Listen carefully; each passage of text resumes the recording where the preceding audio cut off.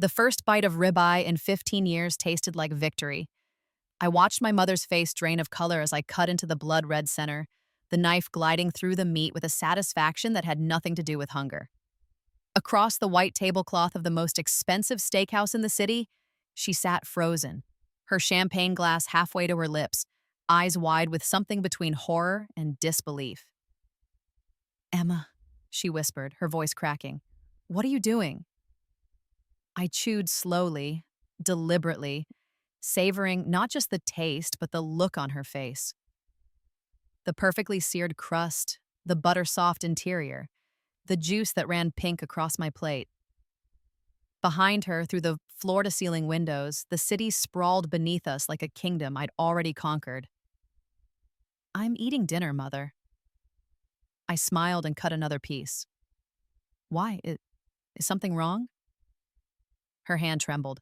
The glass clinked against her teeth as she took a desperate sip. You're a vegetarian. You've been a vegetarian since you were 8 years old. You made me promise. I made you promise?" I set down my fork with precision. "Or did you convince an 8-year-old child that loving animals meant never eating them, while you used my dietary restrictions to control every single aspect of my life for the next 15 years? The color that had drained from her face came rushing back in splotches of red. "I don't know what you're talking about. I supported your choices. I made special meals for you. You made me a vegetarian," I interrupted. "By to say, because it gave you power, because it made me different, dependent, easier to manipulate. Because every family dinner, every restaurant, every social event became about accommodating poor Emma and her special needs, because it was one more way to make sure I never fit in anywhere except with you." She was crying now, mascara running in black streaks down her carefully made-up face. The other diners were starting to notice. A waiter hovered uncertainly near the kitchen door. I took another bite. Let her cry, let everyone see. Because this time, I knew exactly how the story ended. In my first life, I died at 33 years old, poisoned by the very vegetarian meal my mother had prepared with love. I remember the moment clearly, more clearly than anything else from those wasted years. We'd been celebrating my mother's 60th birthday at her sprawling suburban home. The house I'd help her buy with my modest teacher's salary, even though it meant I'd never afford my own place. She'd made her famous mushroom risotto, the one dish everyone always requested, and I'd eaten 2 helpings because she'd seemed so happy to cook for me. The cramping started during dessert. By the time the ambulance arrived, I couldn't breathe. My mother held my hand in the ambulance, her face a mask of concern, whispering that everything would be all right, that I just needed to hold on. I died believing her. I died grateful that at least she was there. The autopsy revealed fatal levels of death cap mushroom toxin in my system. "Tragic accident," the report said. "Easily confused with edible varieties." My mother inherited everything I owned, which wasn't much, but included the life insurance policy she'd convinced me to take out with her as the beneficiary just in case. I woke up on my 8th birthday, the morning after I'd found an injured rabbit in our backyard and nursed it back to health with my mother's help. The morning she'd sat me down at our kitchen table, tears in her eyes, and told me about how animals suffered in factory farms, how they felt pain and fear just like my little rabbit, how eating them made us complicit in their torture, how sensitive, compassionate people, special people like me, chose to rise above such cruelty. I'd been so young, so eager to be special, to be good, to make her proud. "I want to be a vegetarian, Mommy," I'd said, and she'd pulled me into her arms like I'd just promised her the world. This time, when she finished her speech, I looked up at her with 8-year-old eyes and a 33-year-old mind. "No, thank you," I said. "I like hamburgers." Her face had frozen in confusion. "But honey, the animals—" "The rabbit got better and hopped away," I interrupted. "You said we helped it. That's nice. But I still like hamburgers." She'd tried for weeks, showed me documentaries, left pamphlets around my room, made elaborate meatless dinners while my father ate steaks in pointed silence. But I was no longer the malleable child she'd raised. I was a woman who'd spent 25 years as a vegetarian, who'd watched every friendship and relationship and opportunity slip through her fingers because my mother had made me different, dependent, controlled. Who'd died alone in a hospital bed while her murderer held her hand. I ate the fucking hamburger. The pattern revealed itself quickly once I knew what to look for. The vegetarianism had been just one thread in a tapestry of control that had strangled my entire first life. I saw it all now with awful clarity. How every choice, every dream, every possibility had been carefully pruned and shaped by the woman who called herself my mother. When I'd wanted to try out for soccer in 4th grade, she'd worried about injuries. Your body is a temple, sweetheart. We have to protect it. I'd ended up in her book club instead. All adult women, no friends my own age. When I'd been invited to summer camp in 6th grade, she'd cried about missing me. We're best friends, aren't we? Don't you want to spend the summer with me? I'd stayed home and helped her organize her closet while my classmates formed bonds that lasted through high school. When I'd gotten my driver's license, she'd worried about accident statistics. Let me drive you, honey. It's safer. We can have such nice talks in the car. I'd never developed the independence that would have let me leave. The college I'd attended was the one 45 minutes from home. Close enough for weekend visits, far enough that she could tell people I'd gone away to school. My major was education because teaching is so noble, and you'll have summers off to spend with family. My boyfriends were never quite right. Too demanding, too controlling, not worthy of her baby girl. By the time I'd graduated, I'd been so thoroughly shaped by her needs that I couldn't even see the cage anymore. I'd moved into an apartment 15 minutes from her house. I'd visited 3 times a week. I'd let her have a key for emergencies. I'd let her poison me slowly over 25 years before she'd added the final fatal dose. Now, at 8 years old, with all those memories intact, I understood something crucial. My mother wasn't a protective parent. She was a narcissist who'd found the perfect victim in her own daughter. Every choice she'd made had been designed to keep me small, dependent, and completely under her control. She'd made me a vegetarian because it isolated me, and this time I was going to use every single one of her techniques against her. The first step was establishing independence early. I joined every after-school activity I could find: soccer, debate team, art club, drama. When my mother protested about being too busy, I smiled sweetly and said, "Dad can pick me up. He works right near school anyway." My father, a man I'd barely known in my first life because my mother had carefully positioned herself as the only parent who mattered, jumped at the chance. I think he'd been waiting years for an opening, for some crack in my mother's carefully constructed fortress. "I'd love to," he'd said, and the look on his face was like sunrise. At my first soccer game, I scored 2 goals. My father cheered so loudly he lost his voice. My mother sat in the stands with a smile that didn't reach her eyes, making pointed comments about concussions and broken bones to the other parents. At the trophy ceremony, when I dedicated my win to my dad, I watched her fingers tighten around her purse strap until the leather creaked. "You never mentioned Emma was so athletic," one of the other mothers said to her. "She's like a little powerhouse out there."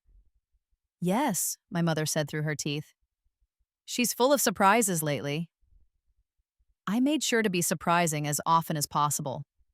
I befriended the popular girls by being funny and fearless and unafraid to get dirty. I aced my classes without needing her to hover over my homework. I convinced my father to teach me to drive in empty parking lots years before I'd legally be able to get my license. I saved my allowance and babysitting money in an account she didn't know about, and I ate meat at every single opportunity: burgers at friends' houses, chicken nuggets at birthday parties, pepperoni pizza at sleepovers. I made a point of mentioning it casually at dinner, watching my mother's jaw tighten each time. "Sarah's mom made the best pot roast today," I'd say. "Can you make pot roast sometime, Mom?" "You know we don't eat," she'd start. "You don't eat meat," I'd correct her gently. "I do, Dad does. It's okay if you don't want to cook it. Dad can grill, can't you, Dad?" And my father, seeing something in me he'd missed in my first life, would say, "Absolutely, princess. What do you want? Steaks? Ribs?" It was death by 1,000 cuts. Every small assertion of independence, every choice I made without her input, Every time I turned to my father instead of her, it dismantled the control structure she'd spent 8 years building. By the time I was 12, I was essentially a different person than I'd been in my first life. Confident, popular, independent. I had friends who invited me on trips. I had teachers who pushed me toward advanced classes. I had a father who took me to baseball games and taught me to change a tire and told me I could be anything I wanted. I had a future that didn't revolve around my mother, and she knew it. I could see it in her eyes every time she looked at me, a mixture of confusion and fear and desperate, grasping need. She'd lost control of her creation, and she didn't know how it had happened. I knew exactly how it had happened. I'd spent 25 years as her prisoner. I knew every manipulation, every guilt trip, every subtle technique she'd used to keep me small, and now I was using them all to grow large enough to destroy her. The real turning point came when I was 15. In my first life, this was the year I'd given up on the idea of becoming a veterinarian, the one dream my mother hadn't been able to kill because it aligned with her vegetarian narrative. I'd wanted to heal animals, to make up for all the meat eaters who hurt them. My mother had encouraged this dream right up until I'd started researching veterinary programs. Then, suddenly, it had become impractical. The schooling was too long, the debt too high, the job too demanding. What about teaching? She'd suggested instead. You could teach children to respect animals. Isn't that better than just fixing them after they're hurt? By 16, I'd been enrolled in education track classes. By 22, I'd had my teaching certification. By 33, I died having never once questioned why the only dream I'd been allowed to pursue was the one that kept me underpaid, summer vacation available, and close to home. This time, when I told my mother I wanted to be a veterinarian, I didn't give her time to plant doubt. I've been researching programs, I said at dinner one night. Cornell has one of the best vet schools in the country. I'll need to focus on sciences in high school, maintain a 4.0, get animal care experience. Dr. Morrison at the clinic on Oak Street said I could volunteer there on weekends. My mother's fork stopped halfway to her mouth. That's wonderful, honey, but Dad's already agreed to drive me to the clinic, I continued, smoothly. And I talked to my guidance counselor about the science track. She thinks I should take AP biology next year. Emma, sweetheart, I just think we should discuss what? I looked at her with wide, innocent eyes. I thought you'd be happy. I want to help animals, just like you taught me. Remember the rabbit? She couldn't argue with that, not without revealing that her support had always been conditional on my remaining within her sphere of control. Instead, she smiled tightly and said, "Of course, honey. I just want to make sure you understand how difficult the path will be." "I'm not afraid of hard work," I said, and took a large bite of the steak my father had grilled. Her smile never wavered, but I saw her hands clench beneath the table. Over the next 3 years, I executed my plan with precision. I volunteered at Dr. Morrison's clinic every weekend, gaining experience and recommendation letters. I maintained a perfect GPA while playing varsity soccer and leading the debate team. I took every AP science class my school offered and scored 5s on all the exams. I made myself indispensable at the clinic. Dr. Morrison was a kind woman in her 50s who'd built her practice from nothing. She had no children of her own and had been looking for someone to eventually take over when she retired. By the time I was 17, she was talking about how I'd come back after vet school to join her practice, how she'd mentor me, how proud she was of my dedication. I was building a life my mother couldn't control. And more importantly, I was building it with people who saw me as my own person, not an extension of her needs.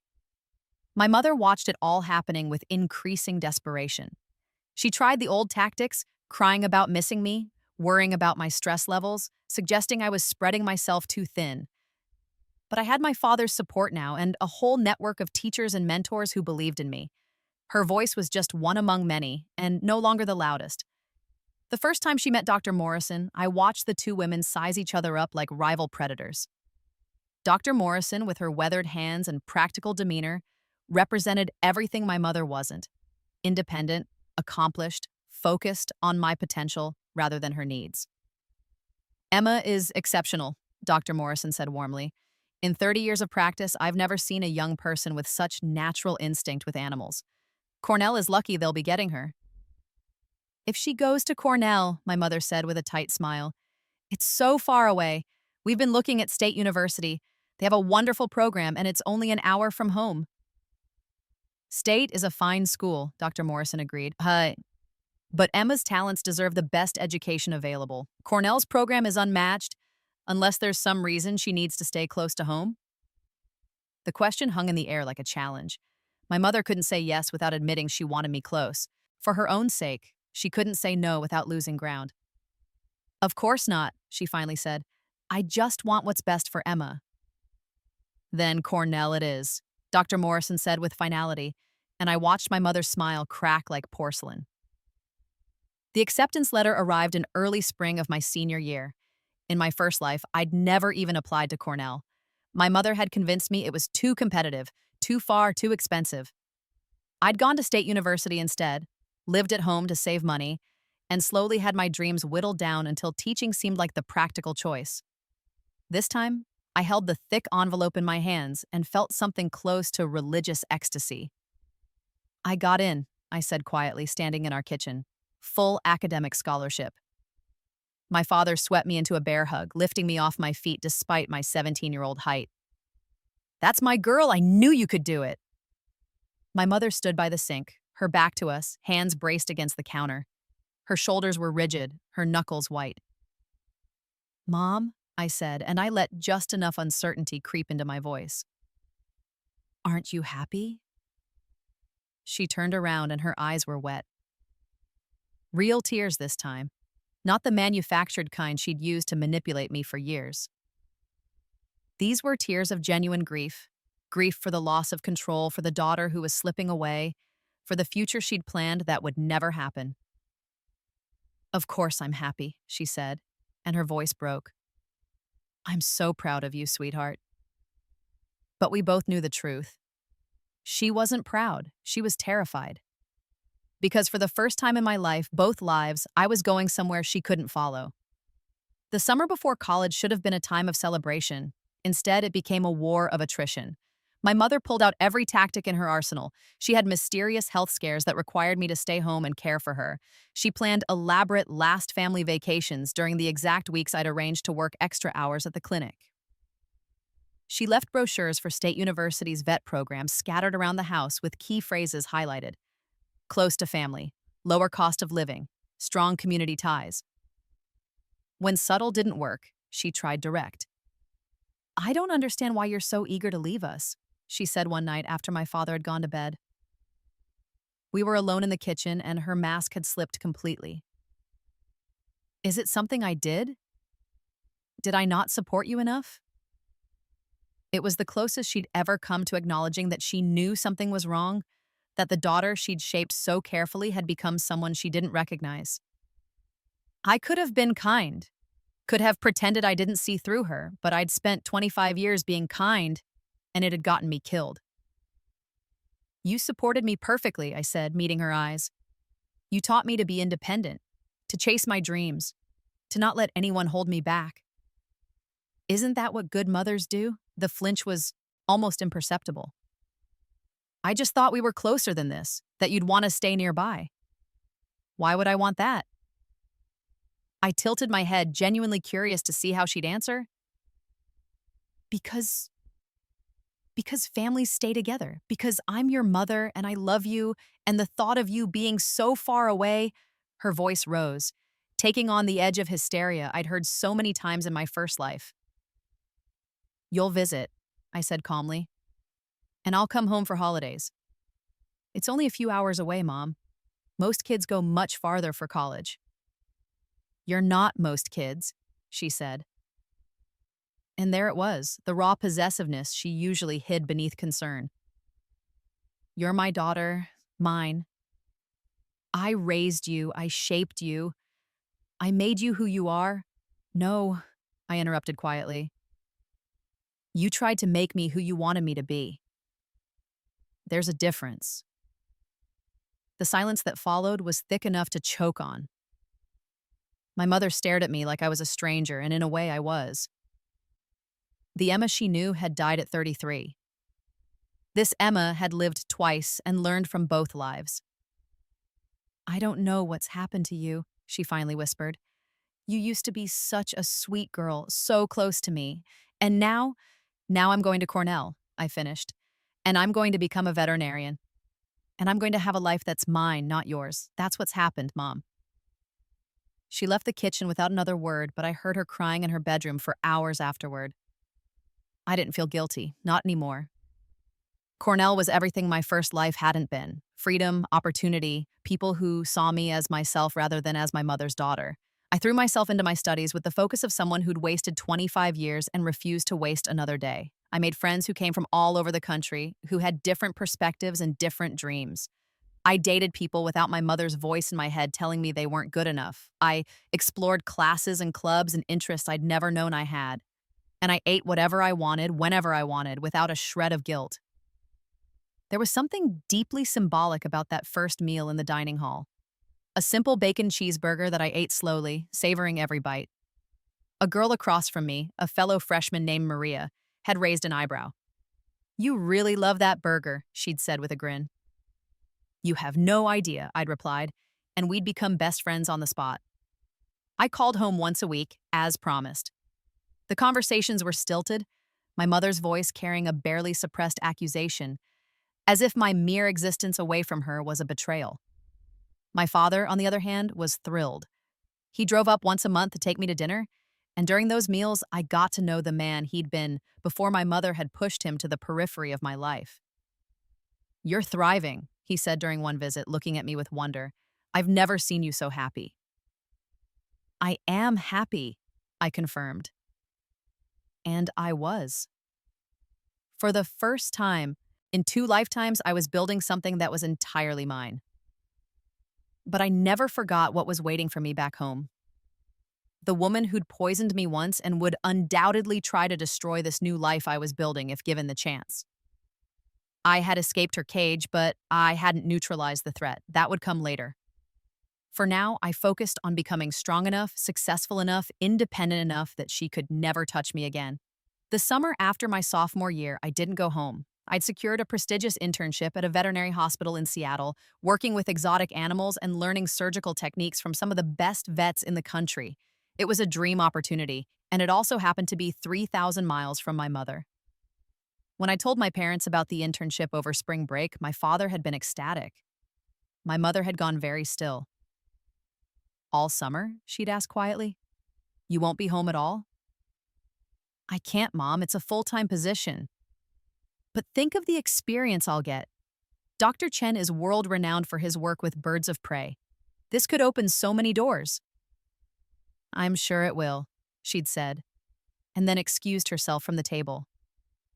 I'd found her later in my childhood bedroom, sitting on my bed, holding my old stuffed rabbit, the one I'd slept with for years after we'd saved that injured rabbit in the backyard. "You're really not coming home," she said, not looking at me. "Not this summer, but I'll be home for Christmas." "Will you?" She finally met my eyes, and I saw something close to madness there. "Or will there be some other opportunity, some other reason to stay away?" "When does it end, Emma? When do I get my daughter back?" "I'm not yours to get back," I said, and the words were as gentle as I could make them while still being true. "I never was. I'm my own person, Mom. I have been since—" "Since when?" she demanded, standing up suddenly. "Since you decided you were too good for us? Since you decided that everything I sacrificed for you meant nothing?" This was the closest she'd come to directly confronting the change in me. Part of me wanted to tell her everything, about the first life, about the mushrooms, about the slow poison of her love. But another part, the part that had learned caution in the years since my rebirth, knew that would be dangerous. Instead, I said, "I've never thought I was too good for you. I need to live my own life. Can you understand that?" "No," she said simply. I can't, because you're throwing away everything we had. You're choosing strangers over your own mother. You're becoming someone I don't even recognize." "Maybe that's a good thing," I said quietly. "Maybe I needed to become someone new." She'd turned her back on me then, clutching the stuffed rabbit like a child seeking comfort. "Go to Seattle," she said, her voice cold. "Chase your dreams. Just remember that I was the one who gave you those dreams in the first place. I was the one who saved that rabbit with you. I was the one who showed you that animals matter." I remember, I said. I remember everything, Mom. Every single thing. The double meaning hung in the air, but she didn't catch it. Or perhaps she did, and chose not to acknowledge it. I left for Seattle 2 weeks later, and I didn't look back. The internship changed everything. Dr. Chen was a brilliant veterinarian who'd dedicated his life to avian rehabilitation. Under his mentorship, I discovered I had a gift for working with traumatized animals, birds that had been shot, poisoned, trapped, or abused. I could calm them with my voice, earn their trust through patient persistence, and help them heal. You have a rare quality, Dr. Chen told me one day as we worked on a golden eagle with a broken wing. You understand suffering, not academically, but viscerally. These birds know it. They trust you because you've been broken too. He didn't know how right he was. That summer, I also met David. He was a wildlife photographer who volunteered at the rehabilitation center, documenting the birds' recovery journeys. He was kind, funny, passionate about conservation, and he looked at me like I was the most fascinating creature he'd ever encountered. "You're fearless," he said, after watching me handle an aggressive hawk that had terrified everyone else. "That bird could have taken your eye out." "She's just scared," I replied, stroking the hawk's chest feathers until she calmed. "Fear makes us aggressive. Once she understands I'm not a threat, she'll settle." "Is that your philosophy for all relationships?" he asked with a grin. "Generally," I agreed, smiling back. "Although some creatures are genuinely dangerous, not just scared. Those you have to handle differently." We started dating 2 weeks later. It was easy, natural, nothing like the complicated relationships I'd attempted in my first life. Relationships that had always collapsed under the weight of my mother's disapproval and my own inability to commit to anything she hadn't approved. With David, I felt free. He knew nothing about my past, about my mother, about the cage I'd escaped. He just knew Emma, the 20-year-old vet student who loved animals and ate steak and laughed without restraint. When I called home that summer, I didn't mention David. Some instinct told me to keep him separate from that part of my life. My mother already sensed she was losing me. I didn't need to give her a specific target for her resentment. "You sound different," she said during one of our weekly calls. "Happier." "I am happy. The work here is incredible." Too incredible to come home, apparently. "Mom, we've been over this." I know. Your important internship. Your important education. Everything's more important than your family." I'd learned not to take the bait. "How's Dad?" "He's fine, working too much as usual. He barely notices you're gone." That was a lie, of course. My father called me separately, emails me articles about veterinary medicine, sent care packages filled with my favorite snacks. But admitting that would mean acknowledging that I had a parent who supported my independence. "I'm glad he's doing well," I said neutrally. "Give him my love." "Emma?" Her voice changed, became softer, more vulnerable. "Do you ever miss me? Even a little?" It was a trap, and I knew it. If I said yes, she'd use it to guilt me into coming home. If I said no, she'd play the wounded martyr. "I miss the good times," I said carefully. "I miss the mom who saved the rabbit with me." "That's still me," she said, desperation creeping into her voice. "I'm still that person. You're the one who changed." "Maybe we both changed," I suggested. "Maybe that's okay." The silence that followed told me it wasn't okay. Not for her, not ever. I came home for Christmas break, and the house felt like a museum of my childhood. Carefully preserved, utterly lifeless. My mother had gone overboard with decorations, as if festive cheer could paper over the distance between us. The tree was enormous, covered in ornaments from my childhood. My stocking hung by the fireplace, bulging with small gifts. The house smelled like gingerbread and pine. It felt like a stage set, a performance of family togetherness that had nothing to do with reality. "Welcome home, sweetheart," my mother said, pulling me into a hug that lasted too long. "I've missed you so much. The house has been so empty without you." My father's hug was briefer but warmer. "How was the flight? You look great, honey." "I feel great," I said honestly. Seattle was amazing. Dr. Chen wrote me a recommendation letter for my grad school applications that basically guarantees I'll get in anywhere I apply. That's wonderful, my father exclaimed. We should celebrate. How about we go to that new steakhouse downtown? I've been wanting to try it. My mother's smile faltered slightly. I was planning to cook dinner.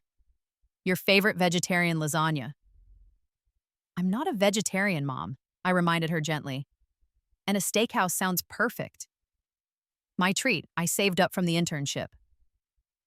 But I've already bought all the ingredients, she protested. I've been planning this dinner for weeks. We can have lasagna tomorrow, my father suggested diplomatically. Tonight, let's let Emma choose where we eat. The look my mother gave me in that moment was pure poison. She'd planned this dinner as a reclamation, I realized. A way to pull me back into old patterns, to remind me of who I used to be. The vegetarian lasagna wasn't just food, it was a symbol of the control she'd once had over my diet, my choices, my life. And I'd just rejected it for a steakhouse. Fine, she said tightly, if that's what Emma wants. At the restaurant, I ordered the largest ribeye on the menu. Rare, with a side of bacon-wrapped scallops. I ate with obvious enjoyment while my mother picked at a salad, her eyes following every bite I took with something like horror. You've really developed a taste for meat, she observed, her tone carefully neutral. I have, I agreed cheerfully. Turns out I love it. Always did, probably. I just never got the chance to find out. The implication wasn't subtle. My father cleared his throat awkwardly, but he didn't defend her. He couldn't. He'd been there for all those years when she'd controlled my diet, when she'd made my vegetarianism into a family identity. I just worry about your health, my mother said, rallying. All that red meat, the saturated fat. I'm in the best shape of my life, I interrupted. I run every morning, I lift weights, I eat plenty of vegetables alongside the meat. My last physical was perfect. The doctor said whatever I'm doing, I should keep it up. Still, she persisted, there are studies. Mom! I set down my fork and looked at her directly. I appreciate your concern, but I'm an adult. I make my own choices about what I eat. Can we please just enjoy dinner? The rest of the meal passed in tense silence, broken only by my father's increasingly desperate attempts at small talk. By the time we left, my mother's jaw was so tight, I thought she might crack a tooth. In the car on the way home, she finally exploded. I don't know who you think you are, she said, her voice shaking with rage. Coming home after months away, flaunting your new lifestyle, treating everything I taught you like it's meaningless. Everything you taught me? I said quietly. Or everything you used to control me? I never, she started, but I cut her off. Yes, you did. The vegetarianism, the health concerns, the guilt trips about spending time away from you. It was all about control, about keeping me dependent and close and exactly who you wanted me to be instead of who I wanted to be. That's not true, she said, but her voice was weak. Isn't it? I turned in my seat to face her. Tell me honestly, Mom, when you taught me to be a vegetarian at 8 years old, was it because you genuinely wanted to share your values? Or was it because you saw an opportunity to make me different, special, dependent on you for all my meals? She didn't answer. She didn't need to. The truth was written all over her face. My father drove in silence, his hands tight on the steering wheel. Later, after my mother had locked herself in her bedroom, he found me in the kitchen. She does love you, he said quietly. In her own way? I know, I replied, but love that tries to cage you isn't really love, it's possession. He nodded slowly. When did you figure that out? About 10 years ago, I said, then caught myself. Or it feels like that long anyway. He didn't question the strange phrasing. Instead, he pulled me into another hug. I'm proud of you, he said, for breaking free, for becoming who you're meant to be. I only wish I'd helped you do it sooner. You're helping now, I told him. That's what matters. Christmas morning was a subdued affair. My mother had bought me a beautiful collection of vegetarian cookbooks, a last desperate attempt to pull me back into the fold. I thanked her politely and immediately gifted them to my father. For you, Dad, I know you've been trying to eat healthier.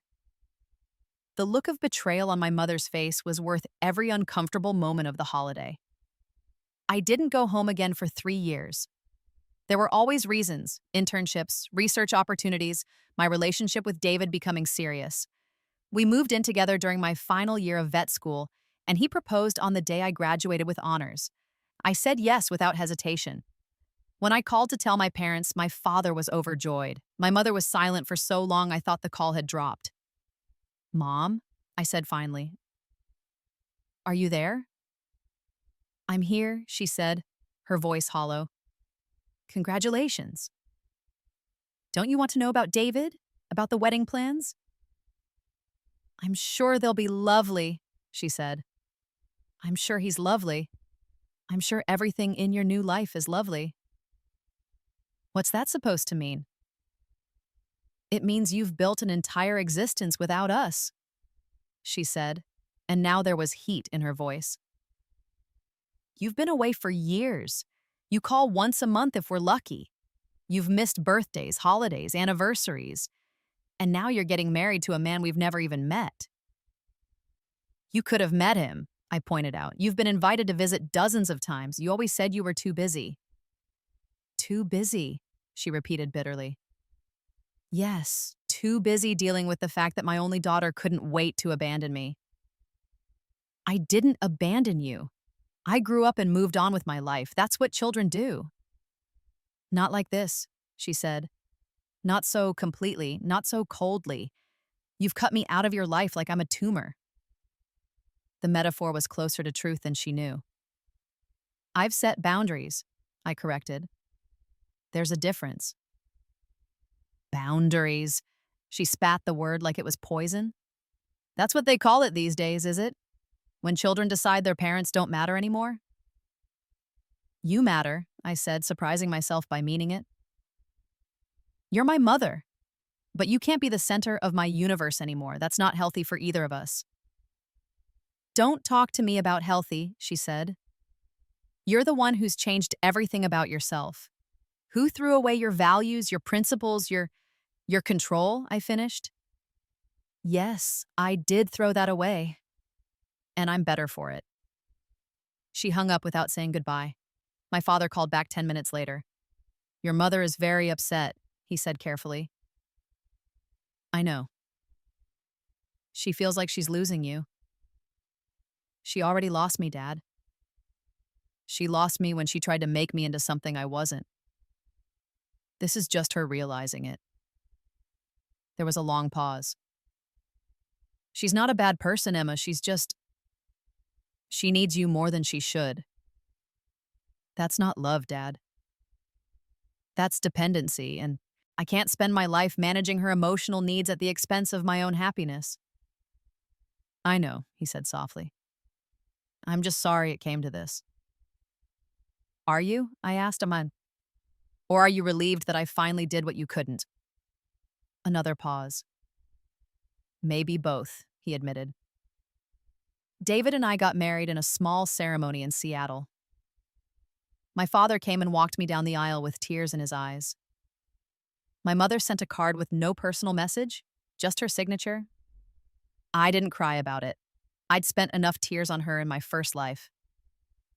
Dr. Morrison flew out for the wedding, and Dr. Chen gave a toast about how David was lucky to be marrying someone who could calm an aggressive raptor with just her voice. My friends from Cornell filled the venue with laughter and joy. It was everything a wedding should be. That night, lying next to my husband in our hotel room, I felt something I'd never experienced in my first life. Complete, uncomplicated happiness. What are you thinking about? David asked, stroking my hair. How different my life could have been, I said honestly. How easy it is to waste years trying to be who other people want you to be. But you didn't, he said. You figured it out. You became yourself. I did, I agreed. And then, because I'd never told anyone the full truth, I almost didn't, though. I almost let my mother shape me into someone small and dependent and empty. I came so close to that future. What changed? He asked. I thought about that moment of rebirth, waking up in my 8-year-old body with 33 years of memories, about the rage and clarity that had followed. I guess I grew up, I said instead. I realized I deserved better. You deserve everything, David said and kissed me. I believed him. Dr. Morrison retired 2 years later and offered me her practice. It's been my life's work, she said, standing in the clinic we'd transformed together. But it's time for it to be yours. You've earned this, Emma. Everything you've built here. The practice was thriving. I'd expanded our services, brought in new equipment, developed a rehabilitation program for exotic animals that drew clients from 3 states over. I'd made a name for myself in the veterinary community as someone who could handle the animals no one else would touch. I'd built something that was entirely mine. David's photography had taken off too. His coffee table book on avian rehabilitation had become a bestseller, and he was in demand for conservation documentaries. We were successful, happy, building a life together. And then my mother got sick. My father called me on a Tuesday afternoon, his voice shaky. Emma, it's your mom. She's in the hospital. They think it might be her heart. I felt the news settle over me like a familiar coat. In my first life, I'd been the one dying while she held my hand. The symmetry was almost poetic. How bad is it? I asked. They're not sure yet. She collapsed at home. I called the ambulance. They're running tests now. Do you want me to come? I asked and realized I was genuinely unsure of the answer. She's asking for you, he said quietly. I think she's scared, Emma. She keeps saying she needs to see you. I'd been preparing for this moment for years. The moment when my mother would try to pull me back in, to use vulnerability as a weapon, to reclaim the control she'd lost. But what if it wasn't a manipulation? What if she was genuinely dying? I'll be there tomorrow, I said. David came with me. I hadn't asked him to, but he'd taken one look at my face and started packing. You don't have to do this alone, he'd said simply. On the flight home, I told him everything, about my childhood, about the vegetarianism, about the years of control and manipulation. I didn't tell him about the rebirth. Some truths were too strange to share. But I told him enough. So, she poisoned you? He said, his face pale. She actually tried to kill you? I realized what I'd said. I'd let too much slip, merged the timelines in my head. Metaphorically, I said quickly. She poisoned my life, made it impossible for me to thrive. He accepted this, but I saw the doubt in his eyes. When we arrived at the hospital, my father met us in the waiting room. He looked 20 years older than the last time I'd seen him, his face drawn with exhaustion and worry. Thank you for coming, he said, hugging me tight. She's stable now, but it was close. Too close. What did the doctors say? Heart attack, moderate damage. She'll need surgery, lifestyle changes. But she should survive. He paused. She's been asking for you constantly. She says she needs to tell you something important. The hair on the back of my neck stood up. Some instinct from my first life was screaming at me to be careful. Let me see her, I said. Her hospital room was quiet except for the beeping of monitors. My mother lay in the bed, looking small and fragile in a way I'd never seen her. Her face was gray, her hair limp against the pillow. When she saw me, her eyes filled with tears. Emma, she whispered, you came. Of course I came, I said, staying near the door. You're my mother. I thought you hated me, she said. I thought I'd lost you forever. I don't hate you, I said, and realized it was true. Hate required passion, energy, emotional investment. What I felt for my mother was something colder, caution, distance, the wariness of someone who'd learned not to trust. I've been a terrible mother, she said, and the tears were flowing freely now. I see that now. Lying here thinking I was going to die, I finally saw it. Everything I did to you, all the ways I tried to control you, I was so afraid of losing you that I drove you away. This was the moment I'd been waiting for. The apology, the acknowledgement. It felt hollow. Why? I asked. Why was it so important to control me? She was quiet for a long moment. When she spoke, again her voice was barely audible. Because I was terrified, she said. My mother was cold, distant. She never showed me affection, never told me I was loved. When I had you, I swore I'd be different. I'd be close to my daughter. We'd be best friends. You'd never doubt my love. But somewhere along the way, it stopped being about love, I said. It became about possession. I know, she whispered. I know, and I'm so sorry. I'm sorry for the vegetarianism, for making you different, for all the guilt trips and manipulation. I'm sorry for trying to cage you when I should have been teaching you to fly. It was everything I'd wanted to hear in my first life. Everything I'd died hoping she might realize. But I'd spent 10 years building a life without her. 10 years learning that I didn't need her approval or acknowledgement. 10 years discovering who I was when I wasn't shaped by her needs. I accept your apology, I said carefully. And I'm glad you understand what happened. But that doesn't change the fact that I built a life away from you. A good life. A life I'm not willing to sacrifice. I'm not asking you to sacrifice anything, she said desperately. I want to be part of your life again, not like before. I know I can't go back to that, but maybe we could start over, fresh? I looked at this woman who'd raised me, controlled me, and in another timeline had killed me. I looked at her genuine remorse, her fragility, her desperate hope for reconciliation. And I thought about the mushroom risotto she'd served me in my first life, the tragic accident that had ended with her inheriting my life insurance. Did you take out a life insurance policy on me? I asked suddenly. Her face went blank with confusion. What? No, why would I? I stopped, catching myself. I mean, did you ever consider it? Taking out a policy on me? Emma, what are you talking about? My father had entered the room behind me and he looked baffled. Nothing, I said, but my mind was racing. Maybe in this timeline where I'd never been dependent, where I'd built my own wealth and success, she'd never seen me as an asset to be harvested. Maybe the murder had been contingent on my helplessness. Or maybe she just hadn't gotten desperate enough yet.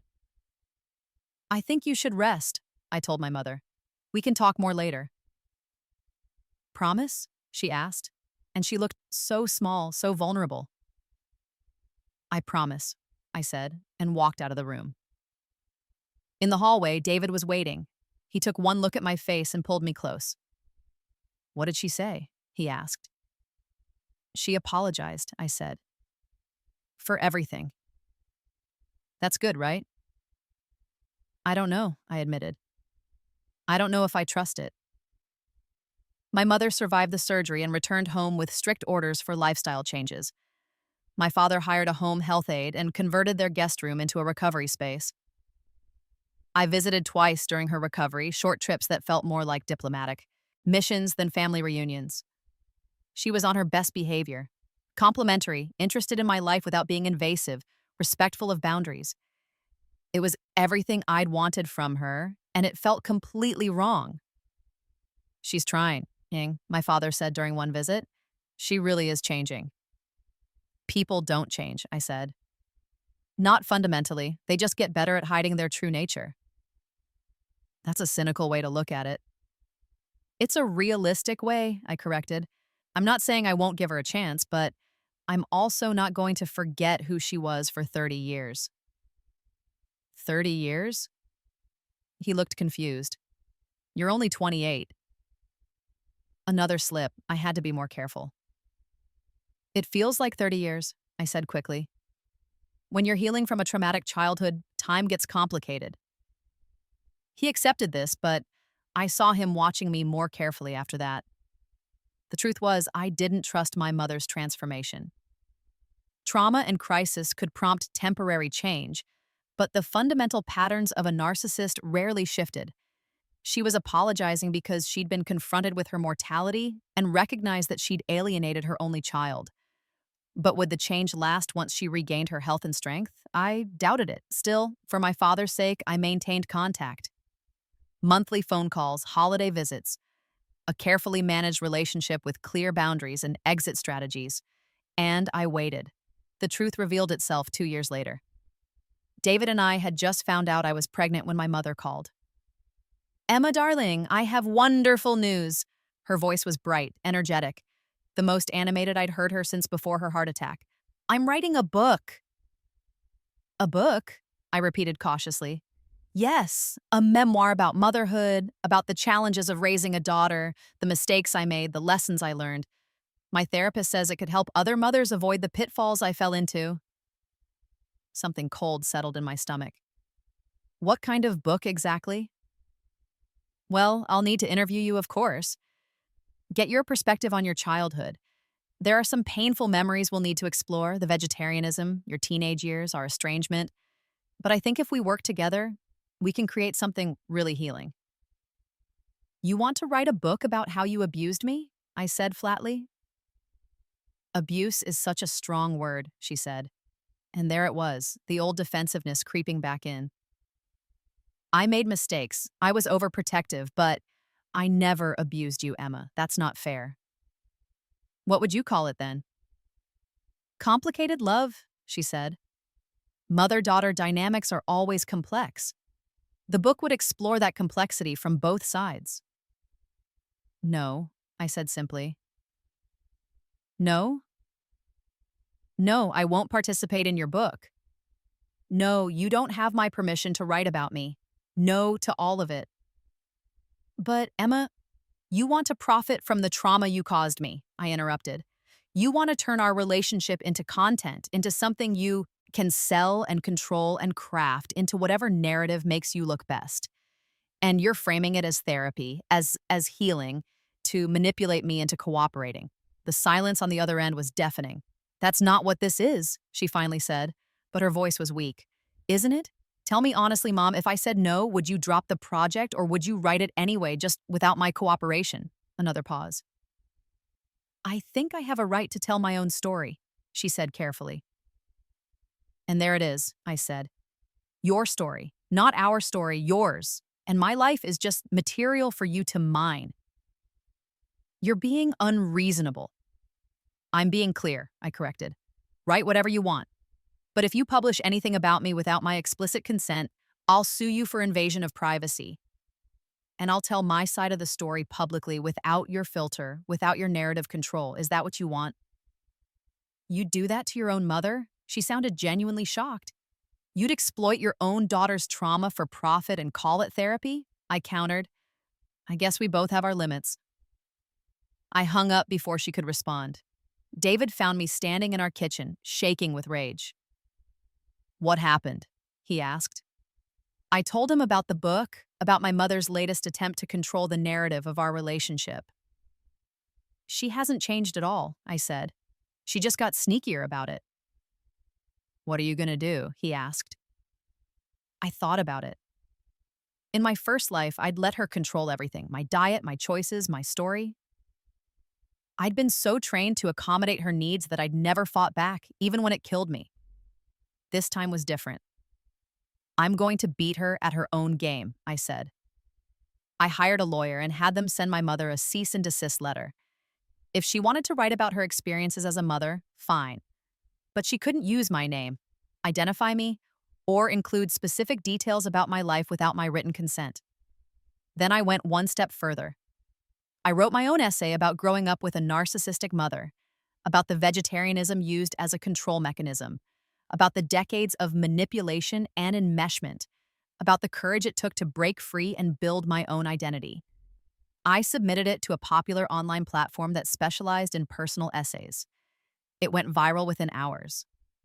The response was overwhelming. Thousands of people commented with their own stories of narcissistic parents, of escaping control of the guilt and pain and eventual freedom. I received messages from readers who said my story had helped them recognize their own situations, had given them permission to set boundaries, had shown them they weren't crazy. My mother called 3 days after the essay published. How could you? She whispered. How could you do this to me? Do what? I asked calmly. Tell the truth? You made me sound like a monster. Everyone who knows us will know it's about me. I'm getting calls from Relatives from old friends asking if I really did those things. Did you? I asked. Do the things I described? Silence. That's what I thought, I said. I say, you can't be upset that I told the truth about my childhood. If the truth makes you look bad, that's on you, not me. But you didn't include my side, she protested. You didn't explain why I made those choices, what I was going through, because it wasn't about you, I interrupted. It was about me, about my experience. You'll have to write your own essay if you want to explain yourself. I can't, she said bitterly. Not now. After your piece, anything I write will just look like defensive justification. Maybe it would be, I suggested. Maybe that's exactly what it would be. She started crying then, the ugly, gasping sobs of someone who'd finally lost complete control of the narrative. I thought we were rebuilding our relationship, she said between sobs. I thought you'd forgiven me. I accepted your apology, I corrected. That's not the same as forgetting what happened, and it certainly doesn't mean giving you permission to exploit our relationship for your own purposes. I wasn't exploiting. You were, I said firmly. You wanted to write a book where you got to control how our story was told, where you could frame yourself as the flawed but loving mother and me as the wayward daughter who eventually saw the light. You wanted redemption without actually doing the work of redemption. That's not fair, she whispered. Fair. I felt something dark and bitter rising in my chest. You want to talk about fair? Let me tell you what's not fair, Mom. What's not fair is spending your childhood being molded into someone else's image. What's not fair is being isolated from friends and normal experiences because your mother needs you dependent. What's not fair is building an entire identity around dietary restrictions that were never about ethics. They were about control. I thought you loved animals, she said weakly. I do love animals, I agreed. That's why I became a veterinarian. But I love them on my own terms, not because you programmed me to. And I eat meat because I choose to, because it nourishes my body, because I'm not going to let your guilt and manipulation dictate my choices anymore. Everything comes back to that, she said. The vegetarianism, you act like it was this huge crime. It was a symbol, netztedi, I explained. It was the first and most obvious way you made me different, dependent, controlled, but it wasn't the only way. It was just the easiest one to see once I had the perspective to look. I was trying to teach you compassion, she insisted. You were trying to keep me small, I corrected, and it worked for a long time, but not anymore. I heard her breath catch. You really hate me, don't you? No, I said honestly. I don't hate you. I pity you. Because you had a daughter who loved you unconditionally, and you wasted that love, trying to control her instead of letting her flourish. You could have had a real relationship with me. Instead, you have this distance, boundaries, carefully managed interactions. And it's entirely your own fault. Emma, I have to go, I said. David and I are having dinner with friends tonight, at a steakhouse. I hung up before she could respond. That night, sitting in the restaurant with my husband and friends, I ordered the largest ribeye on the menu, rare, with all the sides. And when it arrived, I took the first bite and smiled, because food wasn't about my mother anymore. It was about nourishment, pleasure, choice. It was about freedom. My daughter was born on a bright spring morning, 7 pounds of squirming, crying perfection. We named her Sophie, after David's grandmother. My father flew out to meet her immediately. He held her with tears streaming down his face, whispering about how she had my eyes and David's nose and how she was the most beautiful thing he'd ever seen. My mother didn't visit. She sent a gift, an expensive baby blanket with a card that said simply, "Congratulations." Are you going to call her? David asked gently, watching me nurse Sophie in our hospital room. Eventually, I said. When I'm ready. Will you ever be ready? That was the question, wasn't it? Would I ever be ready to let my mother near my daughter? To risk that she might try to do to Sophie what she'd done to me? In my first life, my mother had been involved in every aspect of my existence. In this life, she'd met my husband once. She'd been to my practice never. She knew almost nothing about the woman I'd become. And she would know even less about my daughter. I'll send her photos, I decided. Monthly updates. She can be a distant grandmother, one who gets carefully curated glimpses of Sophie's life. But she doesn't get unsupervised access.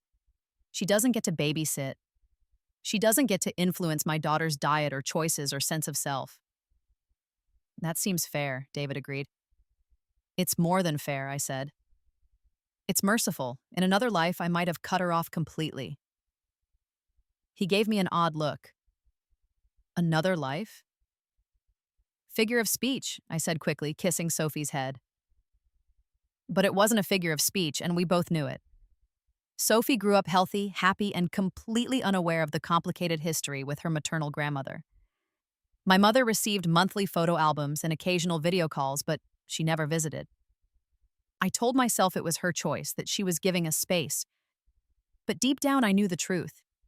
I'd structured our relationship in a way that made engagement difficult. I didn't feel guilty about it. Sophie ate whatever she wanted, vegetables, meat, dairy, everything. She played sports and went to summer camp and developed into a confident, independent child who took no shit from anyone. She was everything I'd never been allowed to be in my first life. Watching her grow was healing in ways I hadn't expected. Every milestone she hit without my mother's interference was a small victory. Every confident choice she made was proof that breaking the cycle was possible. When Sophie was 5, she asked about her other grandmother. Grandma Betty lives far away, I explained, using the name my mother had insisted on. She sends you presents and loves you very much, but she's busy with her own life. Does she not like us? Sophie asked with a child's directness. It's complicated, I said. Sometimes grown-ups have trouble with relationships. It's not about you, sweetheart. You're perfect. Will I meet her someday? Maybe, I said. When you're older, when you're ready. Am I ready now? I looked at my fearless, independent 5-year-old and realized the answer was no, not because Sophie wasn't ready, but because I wasn't. I wasn't ready to watch my mother try to get her hooks into my daughter. I wasn't ready to risk that she might try to make Sophie dependent, different, controlled. Not yet, I said gently. But someday. Sophie accepted this with the easy adaptability of childhood and went back to playing with her toy veterinary kit, a gift from Dr. Morrison, who'd become the grandmother figure my mother never got to be. The confrontation I'd been avoiding finally came when Sophie was 7. My father called one evening, his voice heavy with a familiar exhaustion. "Emma, your mother wants to see Sophie," he said without preamble. "She's been asking for years, but now she's insistent. She says she's missing her only grandchild's childhood, and it's not fair." "Fair?" I repeated, my grip tightening on the phone. "I know," he said quickly. I know it's complicated, but Emma, she's not getting any younger, neither am I. What if something happens and Sophie never gets to know her grandmother?" "Dad," I said carefully, "do you remember why I set those boundaries?" "I remember," he said quietly. "But people change. Your mother has been in therapy for years. She's different now." "Is she?" I asked. "Or is she just better at hiding it?" Silence. "I don't want to die with regrets," he finally said. "And I don't want you to have regrets either. At least meet with her. Let her see Sophie just once in a controlled environment. If it goes badly, you never have to do it again." I thought about my first life, about dying with my mother holding my hand, about the poison she'd fed me disguised as love. And then I thought about my father, who'd supported me every step of the way, who'd never asked me for anything except this.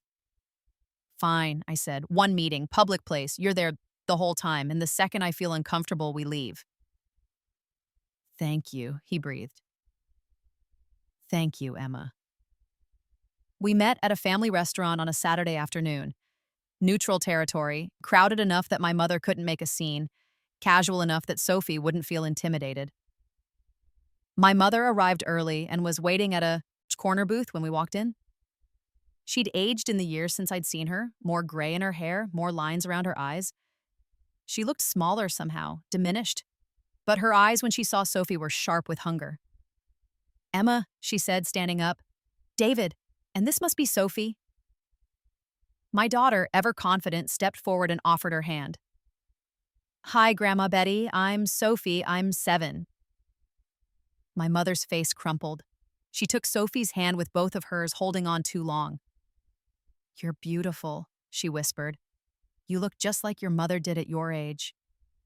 Sophie extracted her hand politely and slid into the booth next to her grandfather, who'd arrived moments before us. I sat on Sophie's other side, with David beyond me. My mother sat across from us, separated by the table and a gulf of history. "Thank you for coming," my mother said, her eyes never leaving Sophie. "I've wanted to meet you for so long, sweetheart." "Why didn't you visit before?" Sophie asked, with a child's directness. My mother's eyes flicked to me, then back to Sophie. "It's complicated, honey. Sometimes families live far apart. But I've thought about you every day." "Do you live far away?" Sophie asked. "Grandpa Frank lives in the same state and he visits all the time." Direct hit. I saw my mother flinch. She started, then seemed to reconsider. "You're right, I haven't visited as much as I should have. I'm sorry for that." Sophie considered this, then shrugged. "It's okay. I have lots of people who visit me." Another flinch. My daughter wasn't even trying to be cruel. She was just stating facts. But each fact was a small wound, a reminder of what my mother had missed by refusing to respect boundaries. The waitress arrived and we ordered. I noticed my mother watching as Sophie ordered a cheeseburger without hesitation. No questions about dietary restrictions or ethical concerns. "You like hamburgers?" my mother asked carefully.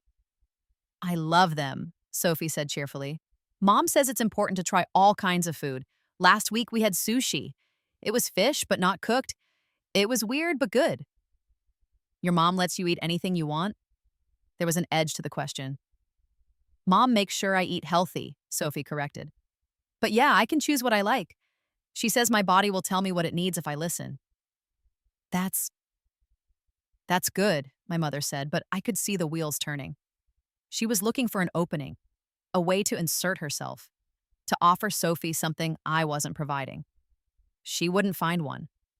I'd spent years making sure Sophie had everything she needed, that there were no gaps my mother could exploit. The meal progressed with stilted conversation. My mother asked Sophie about school, about friends, about hobbies. Sophie answered politely but without enthusiasm. She was 7 years old, meeting a stranger who claimed to be family. She had no context for why this woman mattered, no emotional connection to draw on. Finally, my mother tried a different approach. "Your mom and I used to be very close when she was your age," she said to Sophie. "We did everything together. We were best friends." "What happened?" Sophie asked innocently. My mother's smile faltered. "We grew apart. When your mom went to college, things changed, Ed." "Why?" Sophie pressed.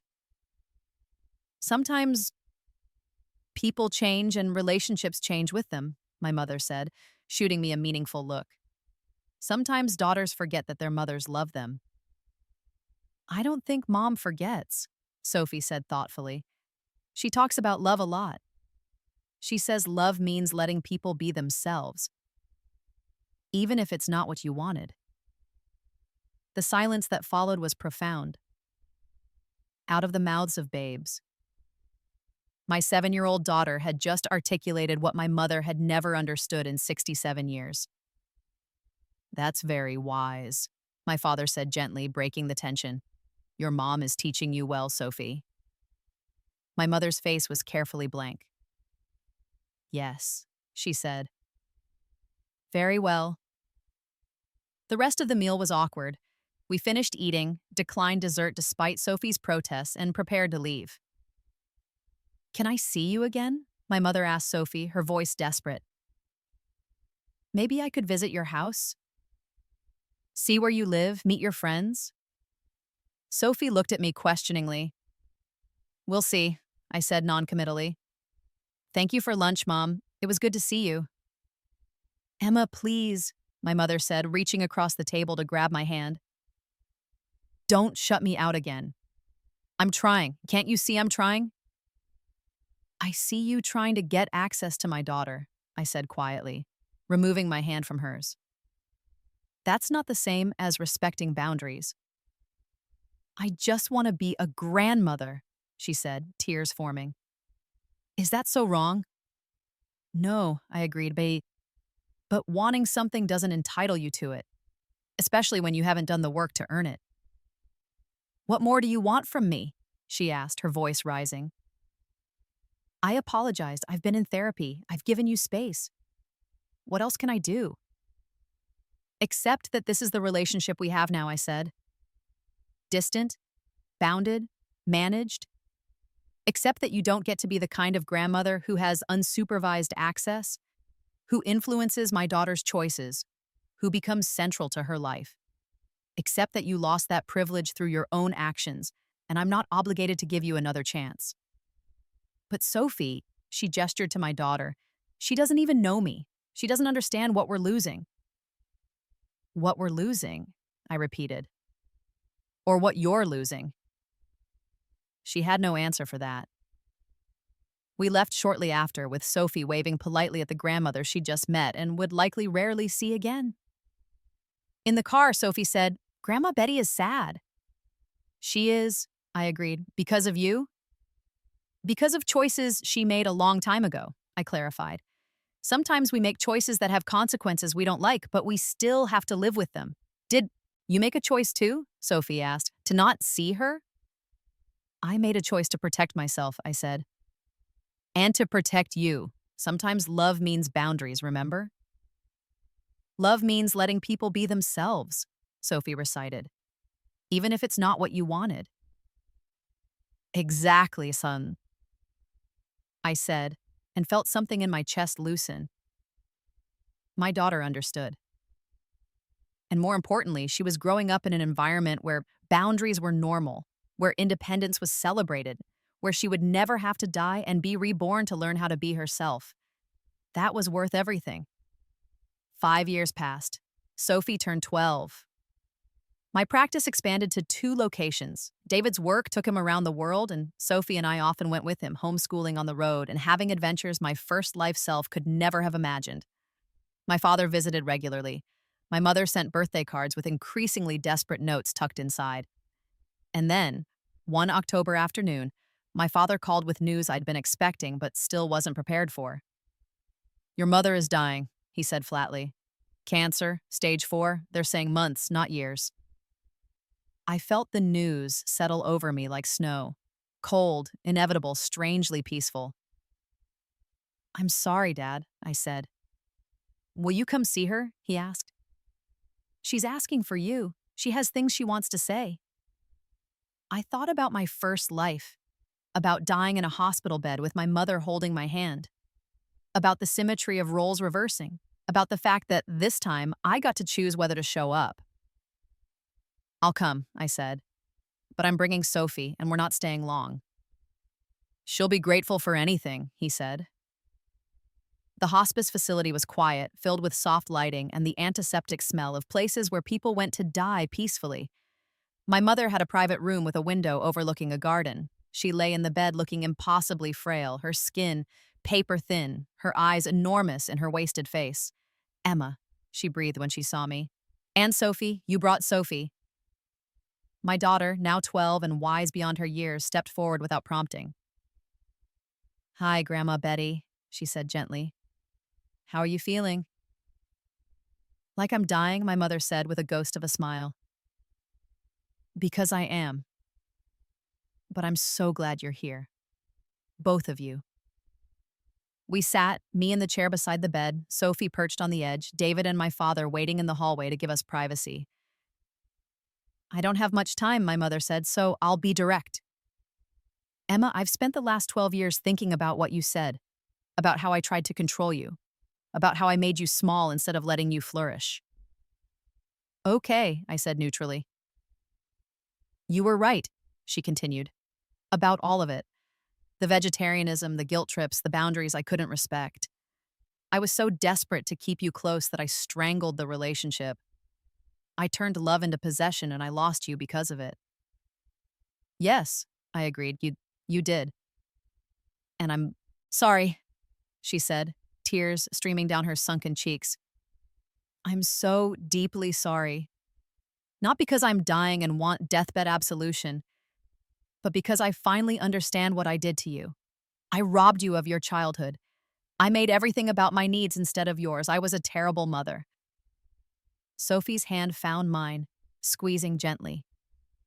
You were complicated, I said carefully. You gave me some good things, a love of animals, an appreciation for ethics, the ability to stand up for what I believe in. But you also hurt me in ways that took me years to heal from. Both things can be true. Can you forgive me? She asked. I thought about forgiveness, about whether it was something I owed her or something I gave myself, about whether absolution mattered when the damage had already been done and healed over. I forgave you a long time ago, I said honestly, not for your sake, but for mine. Carrying anger was poisoning me, so I let it go. But forgiveness doesn't mean forgetting. It doesn't mean giving you access to hurt me again. It just means I made peace with what happened and moved on. That's fair, she whispered. More than fair. We sat in silence for a moment. Then Sophie spoke up. Grandma Betty, she said, can I ask you something? Anything, sweetheart. Why did you try to make Mom a vegetarian? Was it really about the animals? My mother's eyes found mine, and in them, I saw awareness. She knew Sophie had been told the real story. No, she admitted. It wasn't really about the animals. It was about making your mom special, different, dependent on me. It was about control disguised as compassion. That's sad, Sophie said simply. You could have just loved her without all that other stuff. You're right, my mother said. I could have. I should have. But I didn't know how. My mother didn't know how to love me without conditions, so I didn't know how to love your mom any differently. I thought control was love. But it's not, Sophie said firmly. Love is letting people be themselves. Mom taught me that. My mother's face crumpled. She's a better mother than I ever was, she said. Look at you, Sophie. So confident, so clear about who you are. That's what Emma should have been at your age. That's what I stole from her. You can't steal someone's whole life, Sophie said thoughtfully. Mom still became who she wanted to be. She's a veterinarian and she helps animals and she's really happy.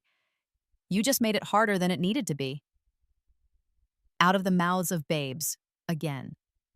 My daughter had just summarized my entire journey with perfect 12-year-old clarity.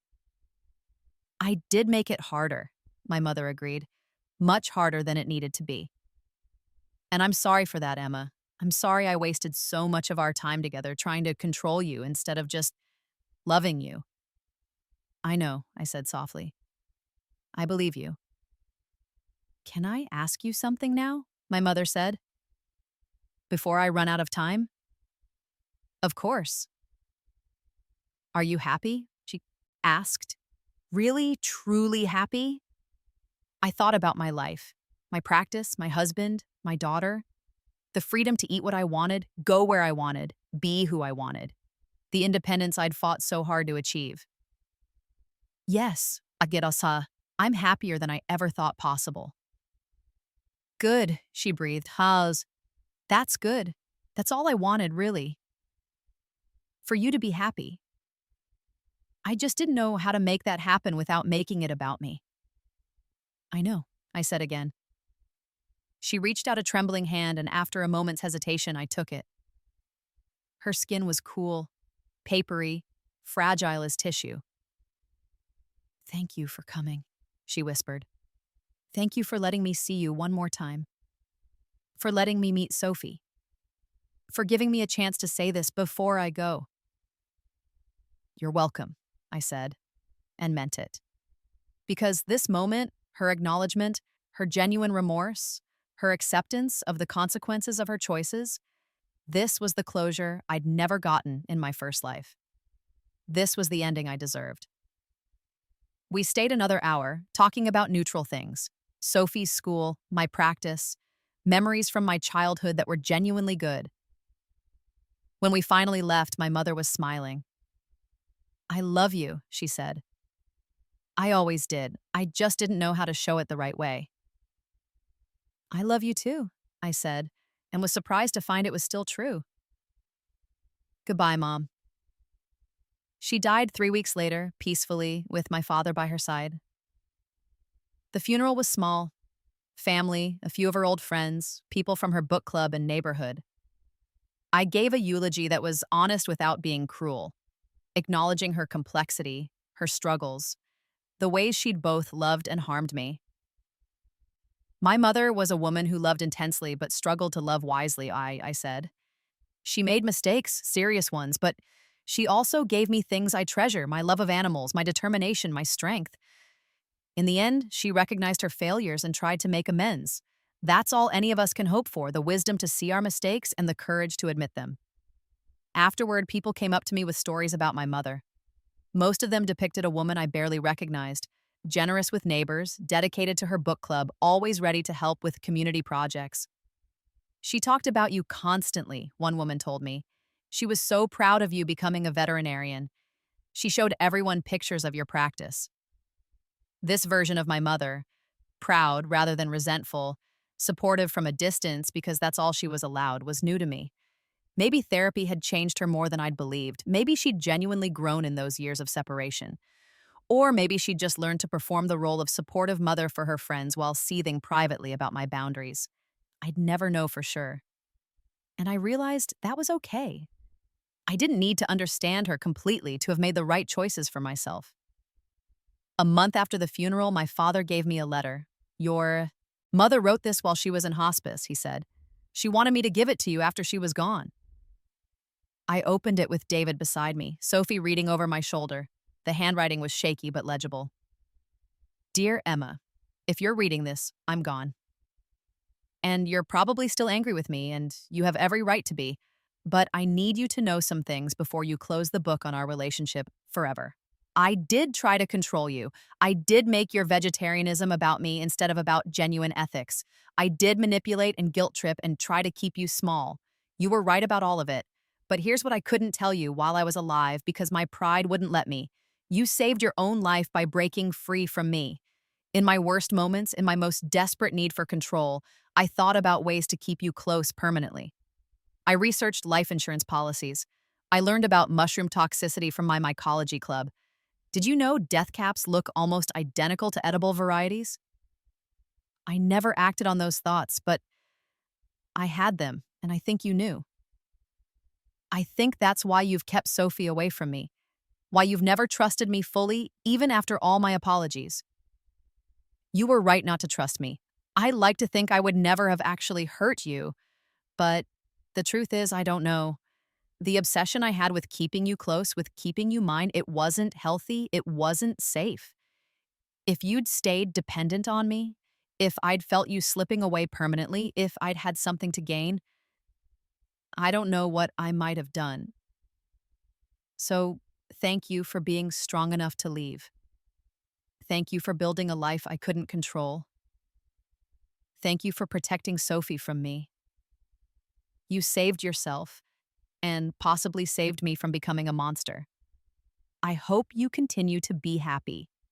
I hope Sophie grows up free and independent and confident, everything you are now. I hope you eat all the steaks you want and never let anyone make you feel guilty for taking up space in the world. I love you. I always will. But I'm glad you loved yourself more. Mom. The letter fell from my hands. David picked it up, reading it with increasingly wide eyes. "She was planning to kill you," he said flatly. "She basically admitted it." "Maybe," I said. "Or maybe she was just acknowledging the darkness in herself that could have led there." "Emma," he said carefully, "this is a confession. She researched how to poison you." "In this life," I said, "but But she never acted on it because I never gave her the opportunity. He stared at me. You say that like you knew, like you'd planned for it.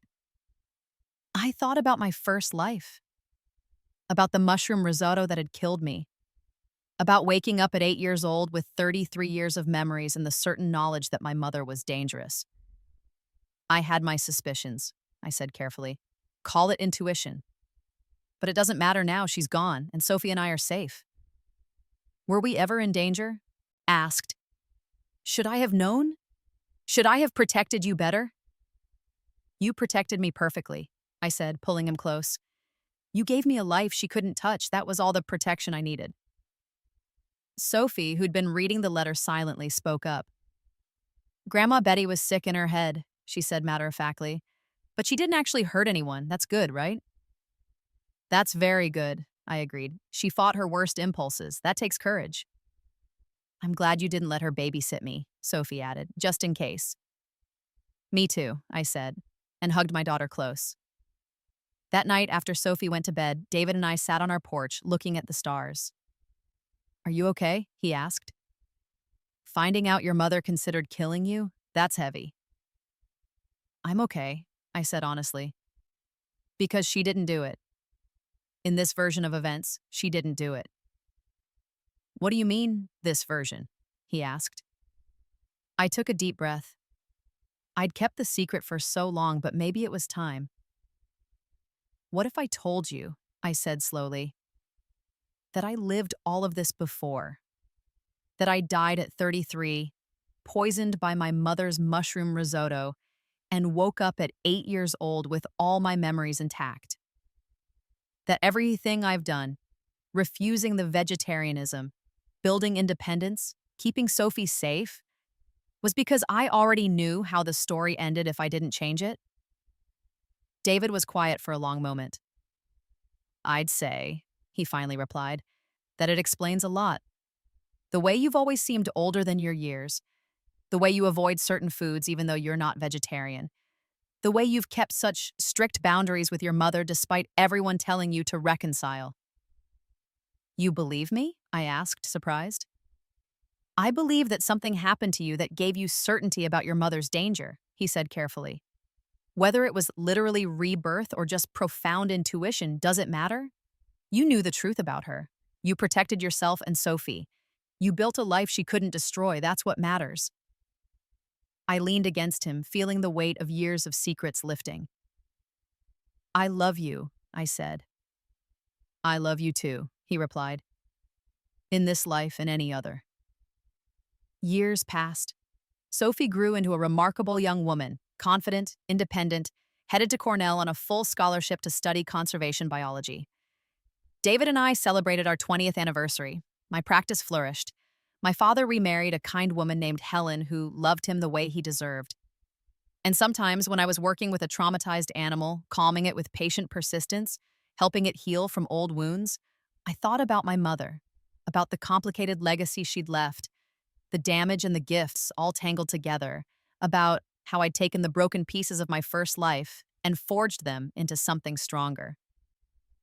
One day, when Sophie was 23 and newly graduated, she came home for a visit. We went out to dinner at a steakhouse, her choice. As we sat down and looked at the menu, she grinned at me. Remember when we met Grandma Betty and she was horrified that I ate hamburgers? She said. I remember, I agreed. Did you really used to be a vegetarian? She asked. I've heard the story, but it's hard to imagine. I was, I confirmed, for what felt like forever, until I decided I didn't want to be anymore. What made you change? I thought about how to answer, about rebirth and second chances and the courage it takes to become yourself. I realized I'd been living someone else's life, I said, and I decided to live my own instead. That must have been hard, Sophie said thoughtfully, to realize you'd been following someone else's script. The hardest thing I've ever done, I agreed, but also the most important. The waiter arrived. Sophie ordered a ribeye, rare. I got the same. When the steaks arrived, perfectly seared and bloody centered, Sophie raised her glass of wine. To living your own life, she said. To living your own life, I echoed, and we clinked glasses. I cut into my steak, watching the juice run across the plate, and smiled. The first bite of ribeye in 15 years had tasted like victory, but this bite, 25 years and a whole lifetime later, tasted like peace.